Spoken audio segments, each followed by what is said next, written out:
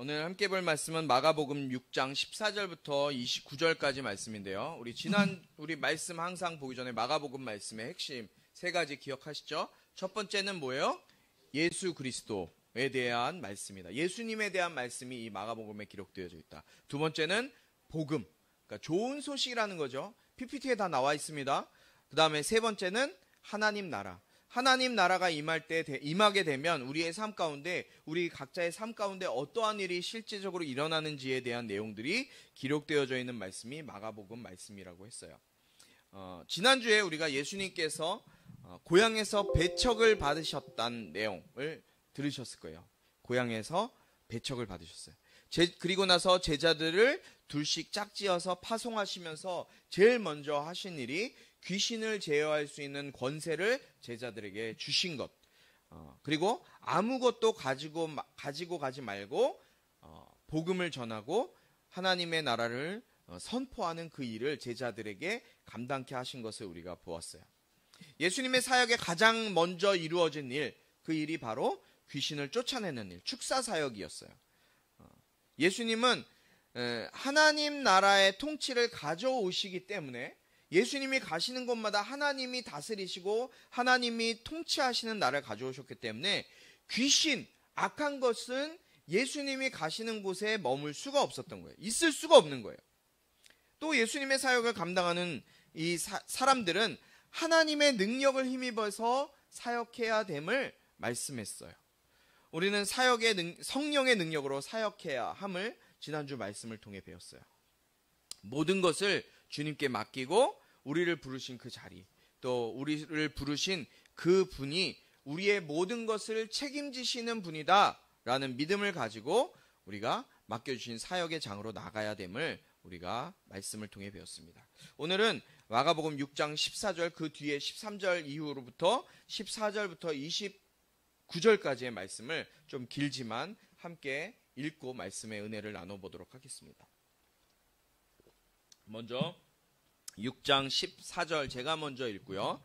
여러분들이 14절은 저 중간에 있습니다. 14절을 읽고 15절 여러분들이 읽고 또 제가 읽고 교대로 읽도록 하겠습니다.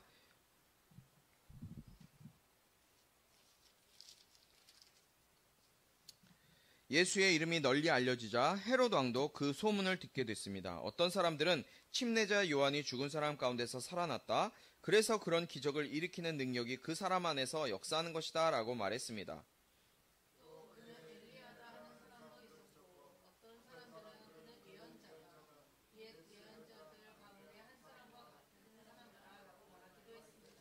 이런 이야기를 듣고 헤롯이 말했습니다. 내가 목을 벤 요한이 죽은 사람 가운데서 살아났나 보다.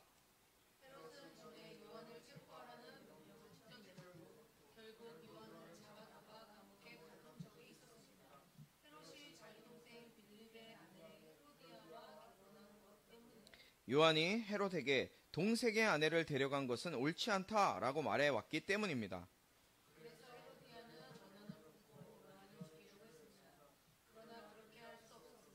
그것은 요한이 의롭고 거룩한 사람임을 헤롯이 알고 그를 두려워하며 보호해 주었기 때문입니다. 헤롯이 요한의 말을 듣고 있으면 마음이 몹시 괴로웠지만 그럼에도 그의 말을 달게 듣곤 했습니다.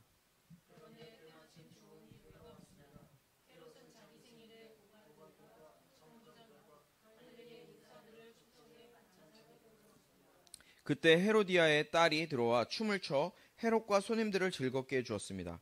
왕이 그 소녀에게 말했습니다. 무엇이든 내가 원하는 것을 말해보아라. 내가 다 들어주겠다.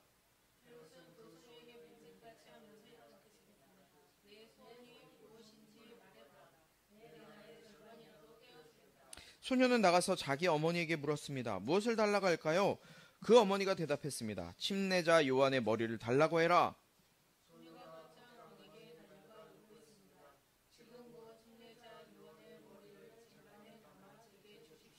왕은 몹시 난감했습니다. 그러나 자기가 맹세한 것도 있고 손님들도 보고 있어서 그 요구를 도저히 거절할 수가 없었습니다.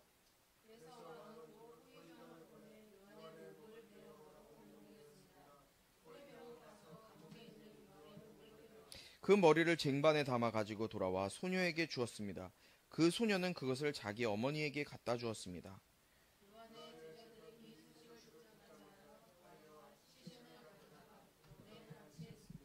아멘. 잔인한 이야기죠. 잔인한 말씀이 오늘 기록되어져 있어요. 소녀가 말이에요. 여기 소녀들이 많이 앉아 있는데 이 소녀가 사람의 목을 달라고 하는 소원을 빌었다는 말씀이 있어요. 헤롯 왕의 이야기가 오늘 말씀에 등장해요. 본문에 기록된 이 헤롯 왕은 헤롯 안디바라는 왕이에요. 좀 헷갈릴 거예요. 성경에는 여러 명의 헤롯이 등장해요.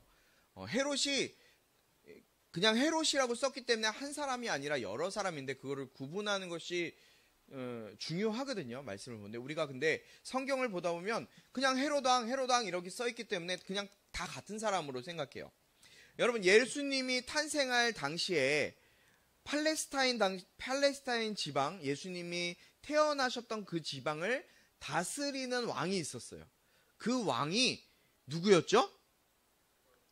누구였을까요? 헤롯 왕이었어요. 헤롯 왕. 그런데 그 당시에는 4개의 영토, 예수님이 지금 사역하시던 그 시대에는, 지금 사시는 그 시대에는 예루살렘, 이스라엘의 영토가 4개로 분할되어서 통치가 되고 있었는데, 그때는 아니고 이 헤롯 대왕 다음에 그 시대거든요. 예수님이 활동하시던 그 시대. 그 시대에는 이 헤롯 안디바라는 왕이 활동하던 시대인데, 이 헤롯 안디바는 그 그림을 좀 보여주시겠어요? 그림을 보시면 이 갈릴리, 저 윗부분의 갈릴리 지역과 밑에 있는 베레아 지역 일부를 다스렸던 왕이 바로 이 헤롯 안디바라는 왕이었어요. 그 지역을 통치하는 분봉왕이었어요. 그런데 아까 말씀드렸던 예수님이 탄생하실 때 뭐가 그렇게 궁금하세요? 예수님이 탄생하셨을 때 다스렸던, 이스라엘을 다스렸던 왕이 아까 헤롯 왕이라고 그랬잖아요. 그 헤롯 왕은 누구냐면 지금 이 헤롯 왕이 아니라 헤롯 대왕이라고 해요. 여기 나오죠. 헤롯 대왕.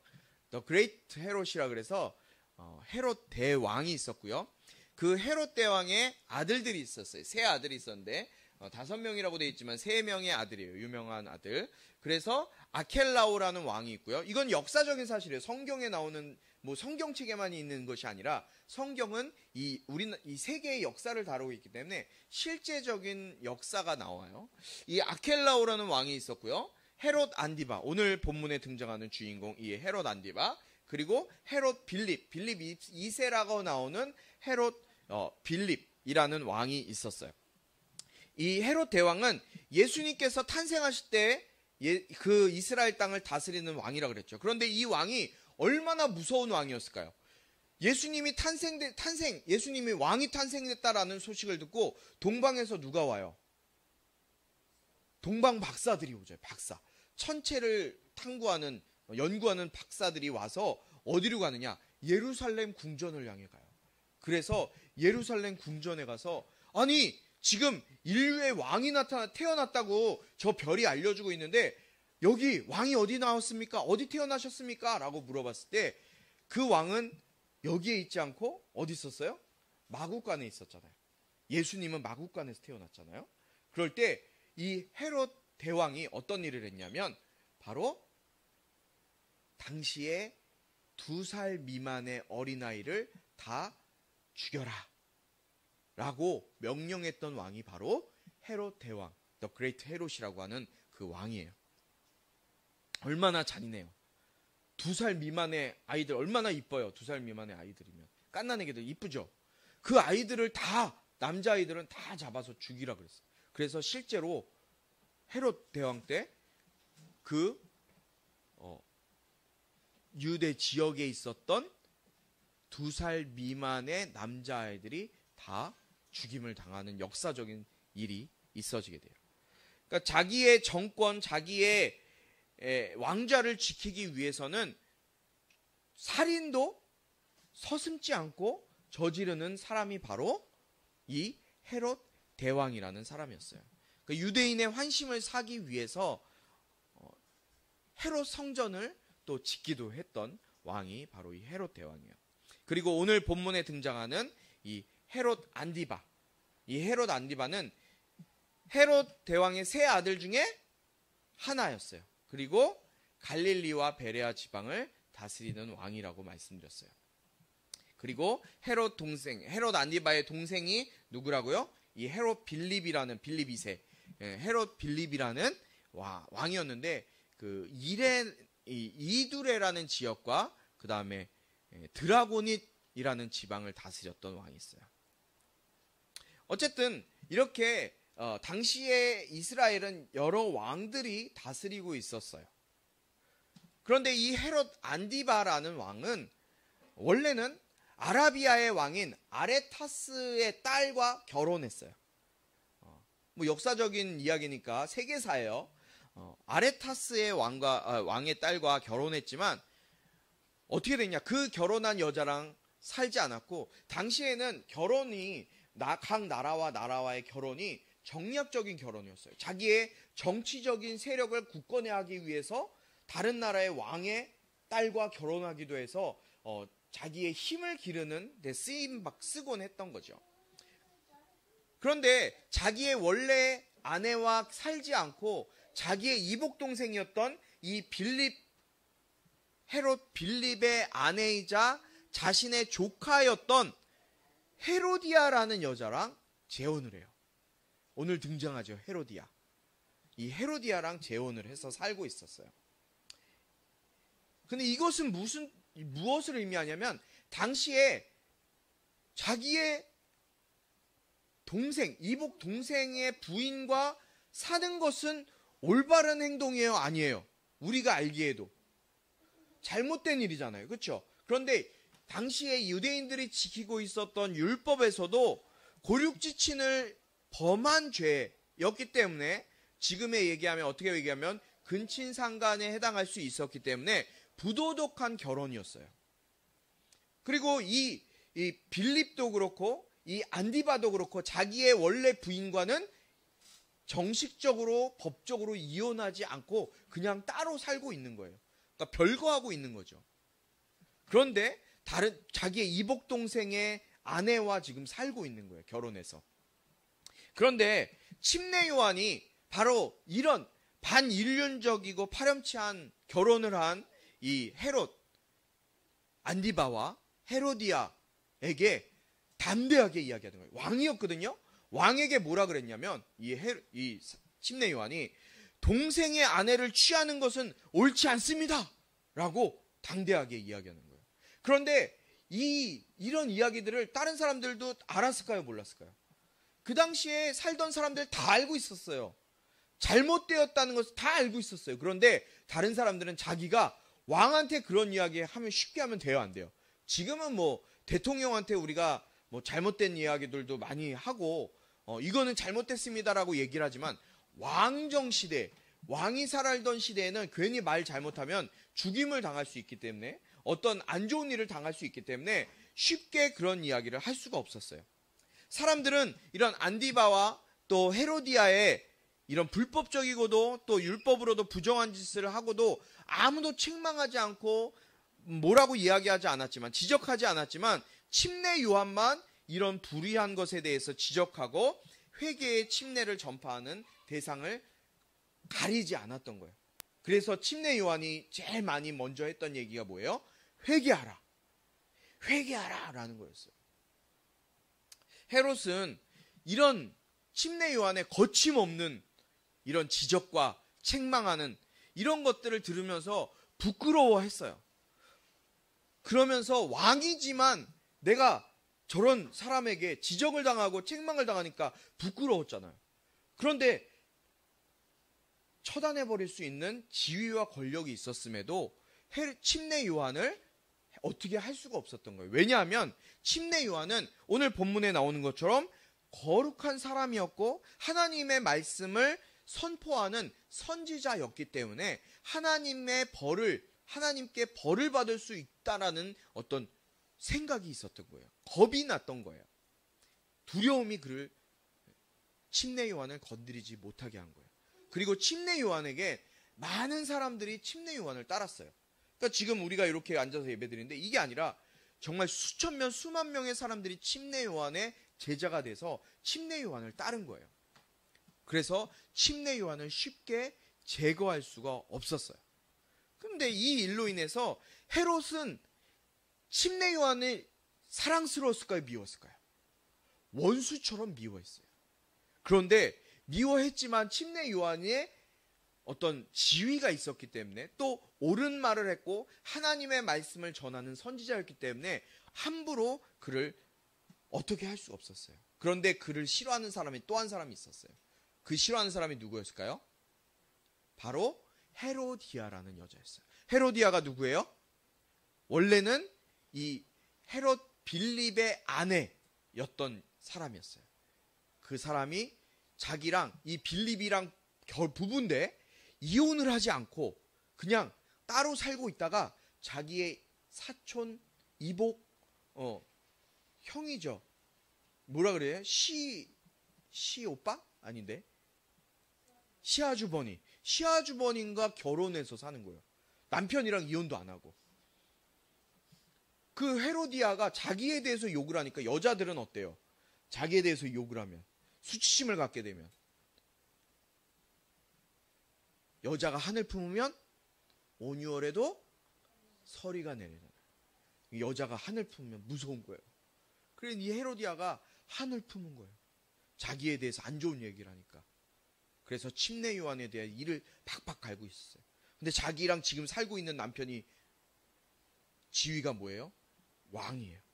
그래서 왕한테 빨리 헤롯을, 저 침례 요한을 빨리 죽여주세요라고 얘기하는데 헤롯이 죽일 수가 없는 거예요. 그런데 침례 요한을 그렇게 말하지 못하게 하는 방법이 있었어요. 그 방법이 뭐냐면 감옥에 가둬두는 거예요. 유언비어를 퍼뜨린다라는 죄목을 씌워서 이 침례 요한을 감옥에 가둬두었어요. 이제 시간이 지나고 헤롯의 생일날이 왔어요. 헤롯의 생일날이 와서 생일 파티를 열게 됐어요. 그 생일 파티에서 많은 사람들을 초청해서 이제 왕의 생일 잔치니까 얼마나 거대하겠어요. 막 파티를 벌이고 즐겁게 하고 있는데 그때 그 잔치 자리에 헤로디아의 딸이 와요. 그래 헤로디아의 딸이 와서 그 왕의 잔치 자리에서 아름답게 막 춤을 추는 거예요. 그 왕의 기분을 너무너무 기분 좋게 하고 즐겁게 해주는 춤을 추기 시작했어요. 그리고 그 춤의 보답으로 헤롯이 이 헤로디아의 딸에게 약속을 하는 거예요. 아이고 이 귀한 소녀여, 이렇게 나에게 기쁨을 줘서 너무 고맙소. 네가 얘기하는 너의 소원을 다 들어줄 터이니 너의 소원을 지금 나에게 얘기해봐요. 이렇게 얘기한 거예요. 그런데 이 소녀가 너무 어렸어요. 그래서 무슨 소원을 이야기할까? 그러다가 자기 어머니에게 가서 얘기했어요. 엄마, 지금 헤롯 왕이 내가 춤을 추면서 헤롯의 마음을 기쁘시게 했기 때문에 나에게 소원을 얘기하면 소원을 다 들어준대요. 엄마, 어떤 소원을 얘기할까요? 이렇게 헤로디아에게 물어본 거예요. 그런데 헤로디아가 싫어하는 사람이 있었다 그랬어요. 헤로디아의 적이 누구였어요? 침례 요한이었어요. 침례 요한이 지금 어디 있어요? 감옥에 갇혀 있는 거예요. 그래서 헤로디아가 자기를 나무라는 소리를 듣기 싫은 거예요.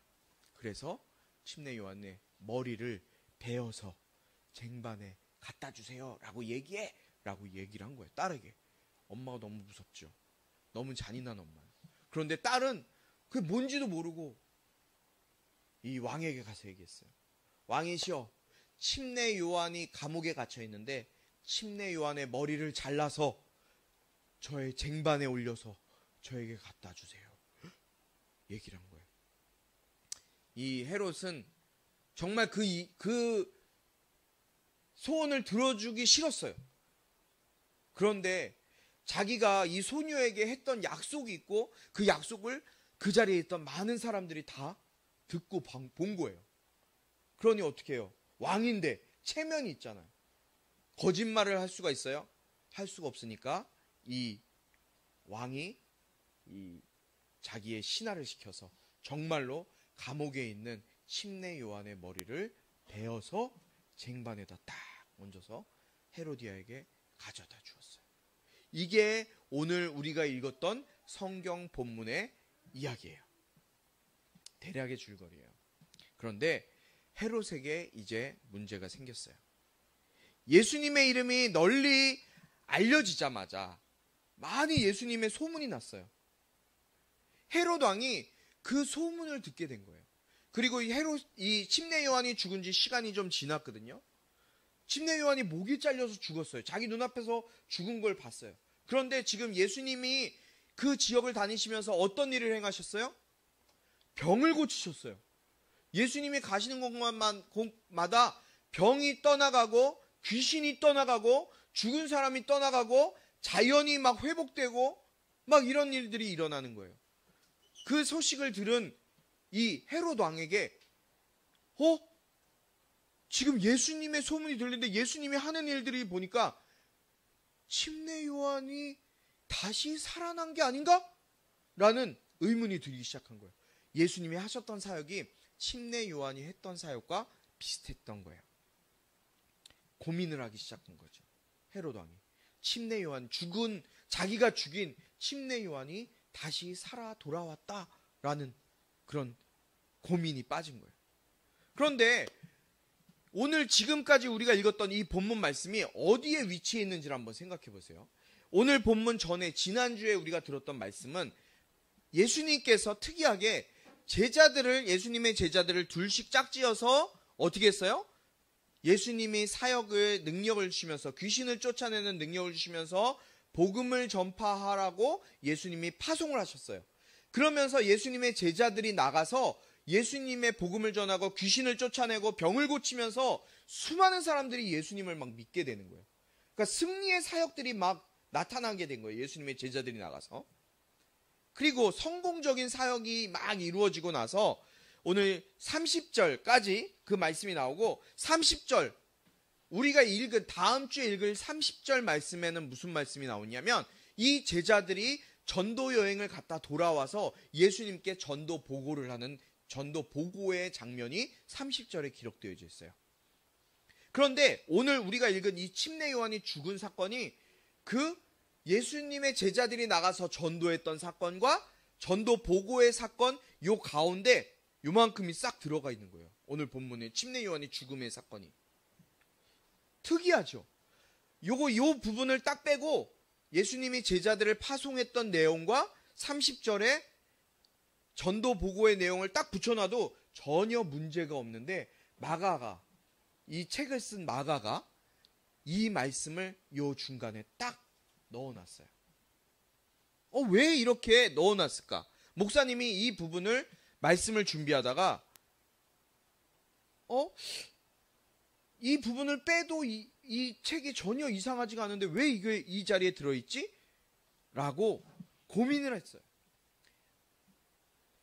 지금 침례 요한이 죽은 내용은 안 좋은 내용이고 예수님의 제자들이 나가서 사역해서 많은 사람들이 예수님 믿고 하나님께로 돌아오고 막 승승장구하는 내용이 좋은 내용인데 좋은 내용끼리 연결돼야지 왜 중간에 나쁜 안 좋은 내용이 기록되어 있지?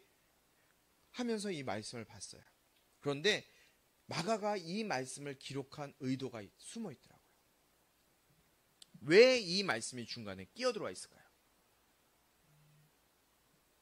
그것은 하나님이 보내신 하나님의 사역자들, 하나님의 일을 맡겨둔 그 사역자들에게는 늘 좋은 일만 있고 꽃길만 걷는 것이 아니라 사역의 길이 때로는 고난의 길이 될 수 있고 죽음의 길이 될 수 있고 좁은 길이 되어서 그 좁은 길을 걸어야 하는 자리라는 것을 우리에게 말씀해주고 있는 거예요.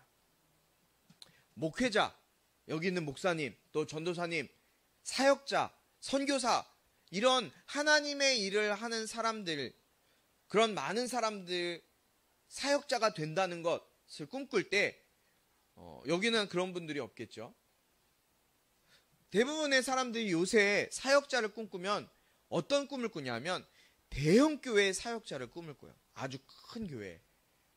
모든 것이 잘 갖추어져 있고 사례비도 넉넉하게 나오고 사역하기 좋은 환경, 그리고 가정을 돌볼 수 있는 여유 있는 삶, 그런 환경을 꿈꾸는 사람들이 참 많이 있어요.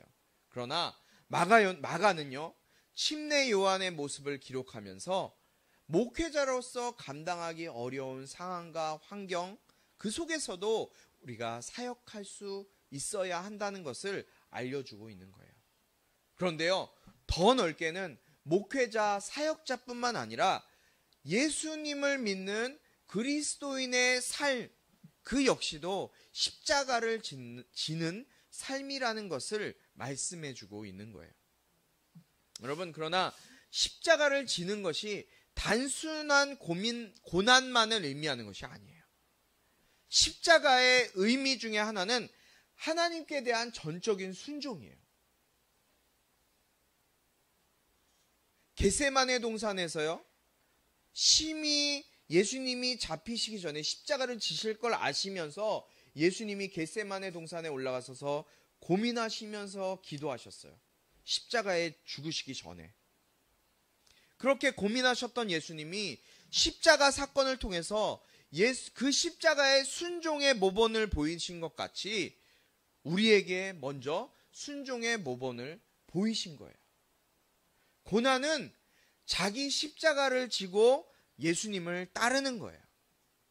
제자들이 예수님을 따르고 순종하는 과정 속에서 나타나는 고난, 그 고난은 필연적이고 필요 불가결하는 사건이기 때문에 제자들이 그 삶을 따라 살았던 거예요.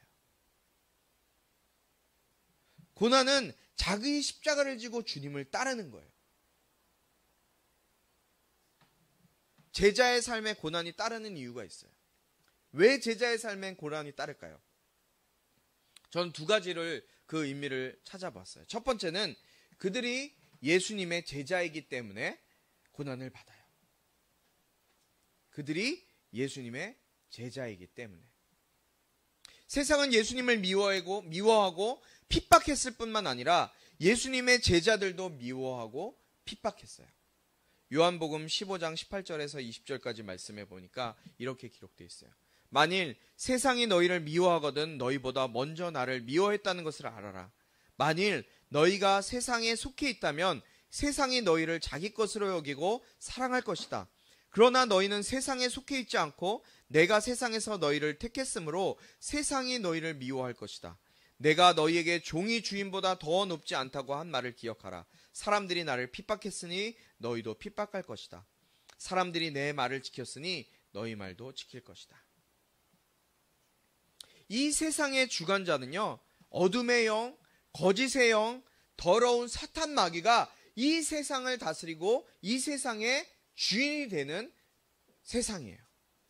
그러나 참된 빛이시고 참된 진리이신 예수님께서 이 땅에 오심으로 인해서 세상을 주관하고 세상을 조종하는 그 더러운 악하고 무서운 그 저주받은 귀신 마귀 사탄의 역사가 떠나야 하고 정죄를 받아야 하고 심판을 받아야 하기 때문에 그들은 예수님을 싫어하고 예수님을 따르는 제자들 역시도 싫어하고 미워해요.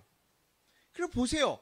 세상은 예수님을 믿는 사람들을 싫어하고 예수님이 계신 교회를 미워하고 싫어해요. 이러한 미움과 핍박 가운데 필연적으로 따라오는 것이 고난이에요. 두 번째는요, 예수님을 따르는 삶이 세상의 삶, 세상에서 이야기하는 삶과는 정반대의 삶이기 때문이에요. 예수님을 따르는 삶이 세상의 삶과는 정반대의 삶이라는 거예요. 여러분 혹시 그런 생각 해본 적 있어요? 교회 다니는 삶, 예수님을 믿는 삶이 세상에서 얘기하는 삶과는 정반대의 삶이다. 만약에 예수님의 제자들이 세상과 정반대의 삶이 아니라 세상 사람들이 살아가는 삶의 방식대로 살아간다면 전혀 어려움이나 고난과 역경을 경험하지 않았을 거예요. 바울 역시도 세상 사람들이 얘기하는 대로 살아갔다면 고난이 없었고 아픔이 없었고 어려움이 없었을 거예요. 사람들로부터 미움받지 않았을 거예요. 그러나 진정한 예수님의 제자들의 삶은 세상과는, 세상에서 이야기하는 것과는 정반대의 삶을 살아간다고 얘기해요. 여러분, 솔직히 학교에서 여러분들 동성애 많이 퍼져 있는 거 알죠? 동성애가 잘 된 걸까요? 아니면은 잘못된 걸까요? 정확하게 얘기해 보세요. 저는 동성애가 잘못됐다고 이야기해요. 성소수자요? 성소수자들 때문에 지금 우리나라 10대 남자 청소년 아이들의 에이즈 감염률이 세계 1위로 가장 높아요. 저 친구가 에이즈 걸렸다는 게 아니에요. 쳐다보지 마. 왜 쳐다봐요? 동성애가 그렇게 많이 퍼져 있기 때문에 우리에겐 그것이 잘못되었다라고 이야기하는 것이 오히려 잘못된 것처럼 비춰지는 시대를 살아가고 있어요.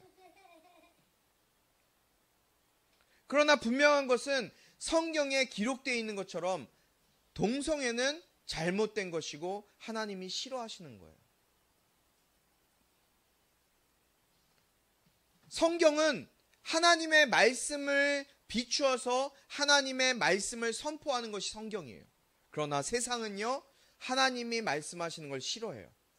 여러분 잘 기억해 두세요. 우리 어린 친구들을 특별히 평등법인가요?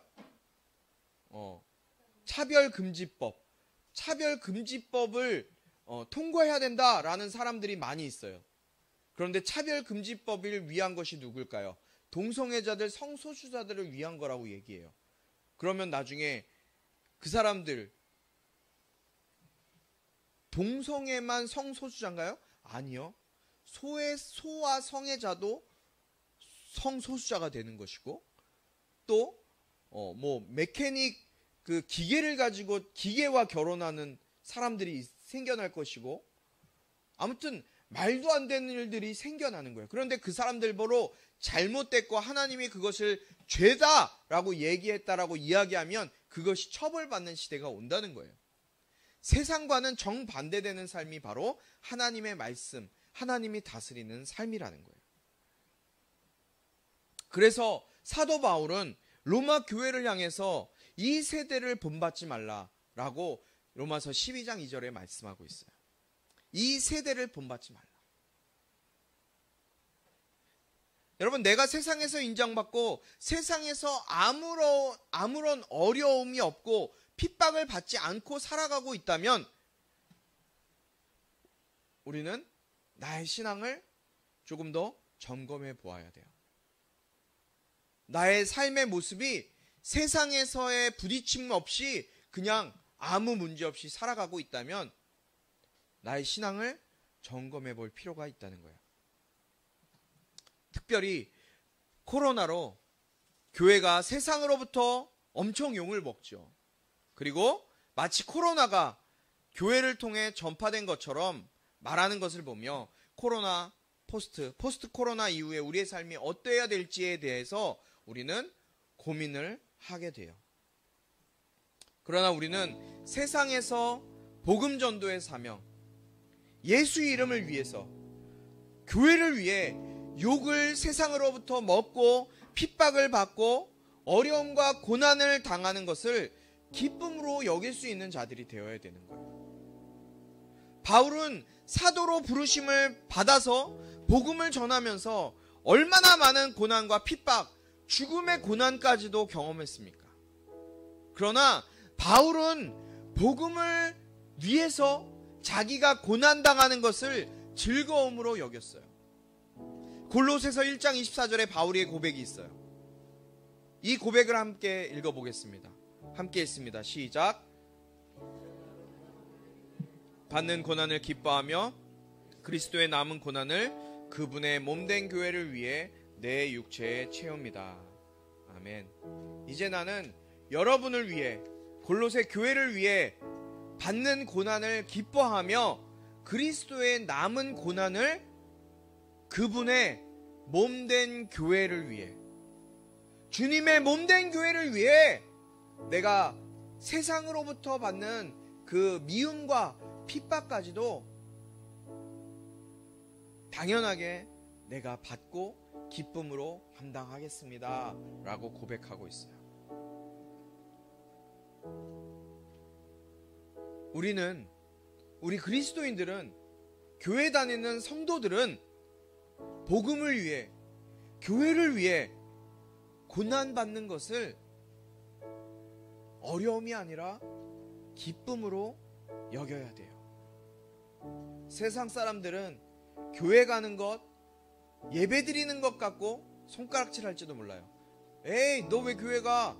일요일날 캠핑이나 가자, 게임하러 가자, 놀러 가자, 왜 쓸데없이 시간을 교회에서 허비해? 라고 얘기할 수 있어요. 왜 그럴까요? 이 세상의 주관자, 우리가 살아가는 이 땅을 통치하는 것은 악한 사탄 마귀예요.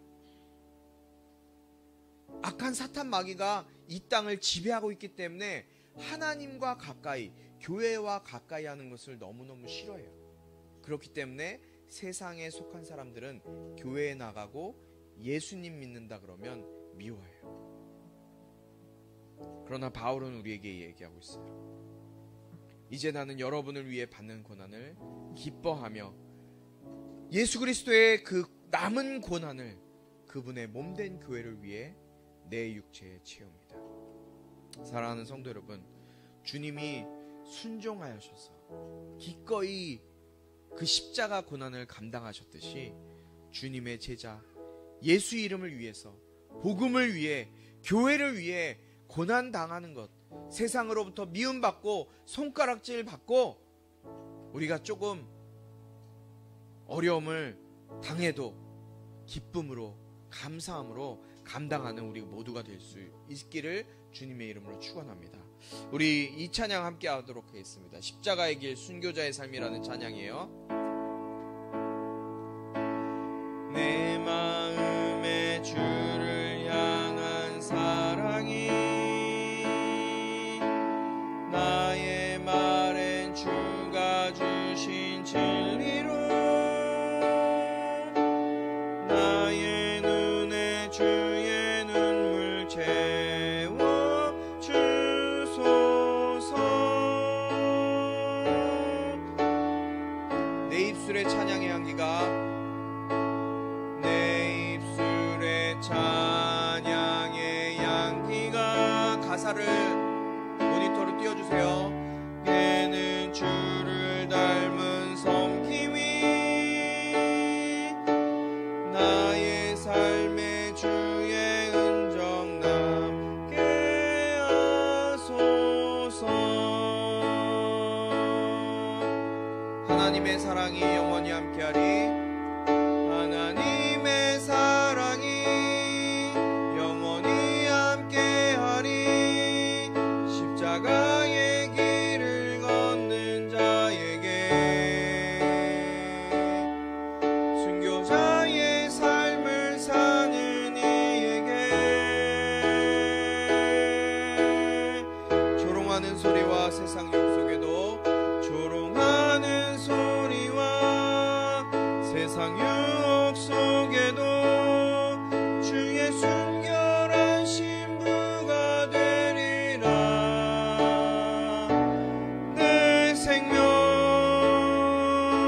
주님께 드리리. 함께 기도하겠습니다.